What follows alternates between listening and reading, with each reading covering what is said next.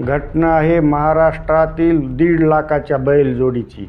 घटना आहे सामान्य शेतकऱ्याने पोलिसांच्या डोक्याचा दही बनवल्याची आणि घटना आहे फिर्यादीच चोर निघाल्याची। नमस्कार, मी केशव मुंडे आणि आपण पाहत आहात वेगवान मराठी न्यूज नेटवर्क। 15 दिवसापूर्वी बीड जिल्ह्यातील वडवणी येथील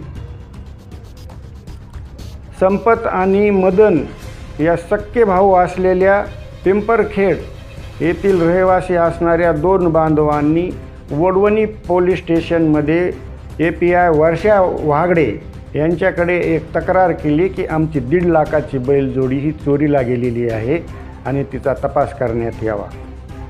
पोलिसांकडून सर्वप्रथम त्यांची चौकशी केली। इकडं तिकडं सर्व ठिकाणी तुम्ही तपास केलाय, पाहणी केली का किंवा या बैलजोडी संदर्भात तुमचे काय कोणासोबत व्यवहार झालेत काय असं याबाबत चौकशी केली असता दोन्ही भावांनी स्पष्ट नकार देत कसून लवकरात लवकर तपास करावा आणि आमची बैलजोडी आम्हाला देण्यात यावी, मिळवून देण्यात यावी अशी विनंती पोलिसांकडे केली आणि तो सततचा त्यांनी पोलिसांकडे पाठपुरावा ठेवला होता। त्या पाठपुराव्यामुळे पोलिसांनी देखील मनावर घेतले आणि त्यांनी ती तपासाचे चक्र फिरवले।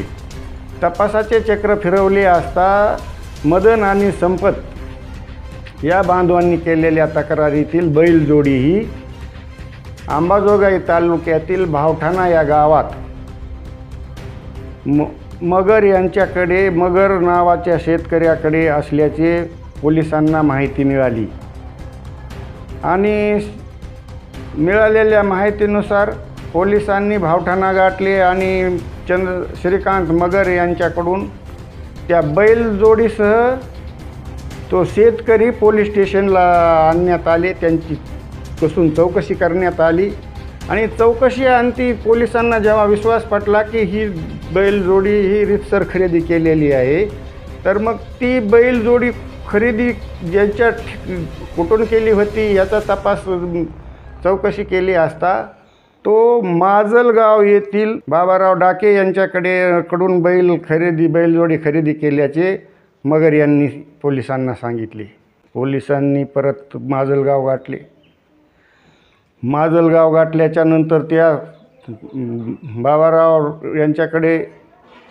बाबाराव डाके यांच्याकडे चौकशी केली असता त्यांनी अशी माहिती दिली की ही बैलजोडी मी रीतसर पैसे देऊन याचा दाखला घेऊन खरेदी केली असून यापूर्वीचे मालक हे वडवणी तालुक्यातील पिंपरखेड येथले असून त्यांचे नाव संपत आणि मदन आहे।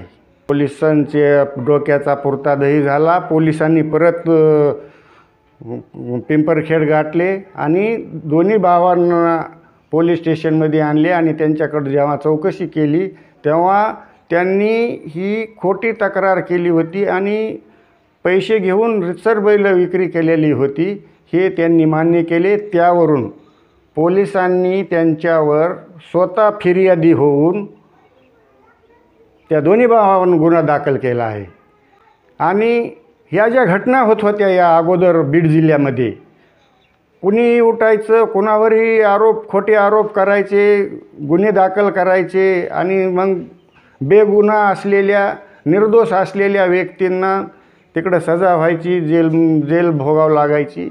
हे जे प्रकार यापूर्वी होत होते ते प्रकार बीड जिल्ह्याला नवीन पोलीस अधीक्षक नवनीत कावत आल्यापासून याला ब्रेक लागला आहे आणि खरं काय आणि सत्य काय याच्या मुळापर्यंत जाण्याचा प्रयत्न ही पोलीस अधीक्षक साहेबांकडून होत आहे। यामधून इतरांनीही शीख घेण्याचा हा विषय आहे की आपण विनाकारण समाजामध्ये किंवा जनतेमध्ये इतरांना कुणाला त्रास होईल भावकीमध्ये नात्यागोत्यामध्ये अशा प्रकारचा प्रकार करू नये आणि जर केला तर त्याचे परिणाम काय होतात ते ह्याचं मूर्तिमंत उदाहरण आहे।